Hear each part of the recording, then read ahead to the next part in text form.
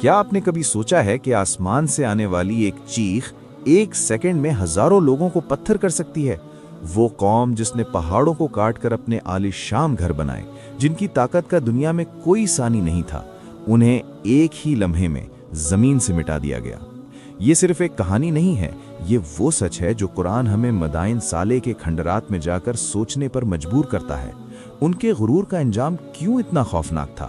وہ کون سا معجزہ تھا جسے انہوں نے جھٹلایا؟ اور وہ کون سی خوفناک چیخ تھی جو پوری قوم کے دلوں کو چیر گئی؟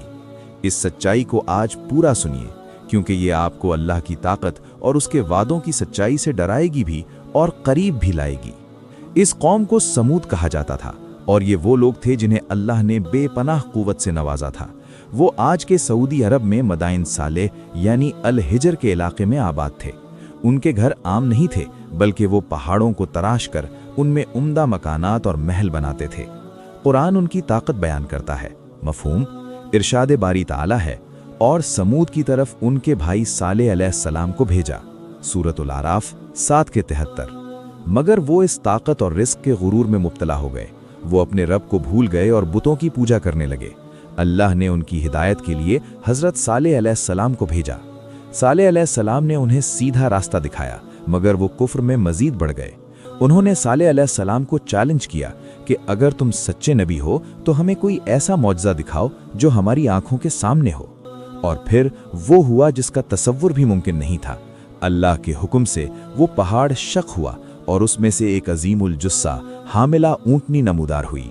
یہ اونٹنی خود ایک واضح معجزہ تھی۔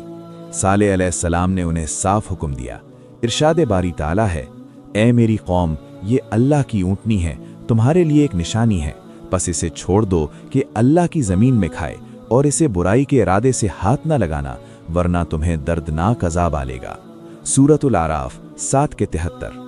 شرط یہ تھی کہ یہ اونٹنی ایک دن کنویں کا سارا پانی پیے گی اور دوسرے دن سارا پانی قوم استعمال کرے گی۔ یہ قوم کے لیے ایک کڑا امتحان تھا، صبر اور ایمان کا امتحان۔ مگر قوم سمود نے اپنی سرکشی نہیں چھوڑی، انہیں اللہ کی نشانی برداشت نہ ہوئی۔ انہوں نے ایک بدبخت شخص کو اکسایا اور بڑی بے باکی کے ساتھ اس معجزاتی اونٹنی کو قتل کر ڈالا۔ یہ اللہ کے حکم کی کھلی خلاف ورزی اور دنیا کی سب سے بڑی سرکشی تھی۔ جب اونٹنی کو قتل کیا گیا تو حضرت صالح علیہ السلام نے انہیں آخری وارننگ دی، ارشاد باری تعالیٰ ہے، تم لوگ اپنے گھروں میں صرف 3 دن اور عیش کر لو، یہ ایسی دھمکی ہے جو جھوٹی نہ ہوگی، سورۃ الہود 11:65۔ 3 دن کا خوفناک انتظار۔ پہلے دن ان کے چہرے پیلے ہو گئے، دوسرے دن سرخ اور تیسرے دن سیاہ۔ وہ جانتے تھے کہ اب عذاب آ رہا ہے، مگر فرار کا کوئی راستہ نہیں تھا۔ اور پھر وہ لمحہ آیا، چوتھے دن فجر کے وقت۔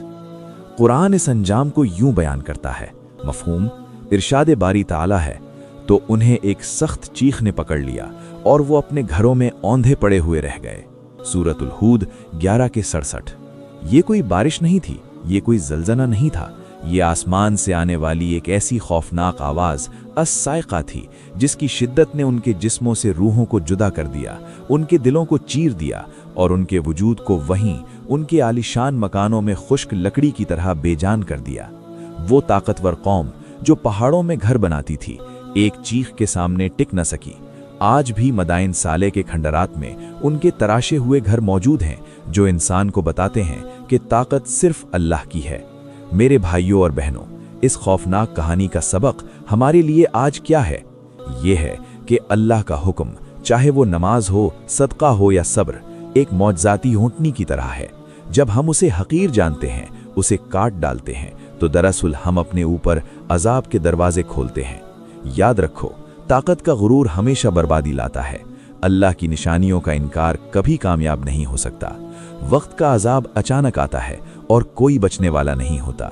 آج ہی اللہ کی تمام نشانیوں کو پہچانو، اس کے احکام کی قدر کرو اور استغفار سے اپنے گناہوں کی ڈھال بناؤ، اس سے پہلے کہ آسمان سے آنے والی کوئی آواز آپ کے لیے آخری وارننگ بن جائے۔ اگر اس سچائی نے آپ کے ایمان کو مضبوط کیا ہے تو ہمارے چینل دی اوپن قرآن کو سبسکرائب ضرور کریں۔ اس عبرتناک کہانی کو زیادہ سے زیادہ لوگوں تک پہنچائیں تاکہ وہ بھی اس غلط فہمی سے نکلیں کہ وہ دنیا کی طاقت سے اللہ کے عذاب سے بچ سکتے ہیں۔ کمنٹ میں لکھیں یا قہار تاکہ ہم سب اللہ کی عظمت کا اعتراف کر سکیں۔ جزاکم اللہ خیرن۔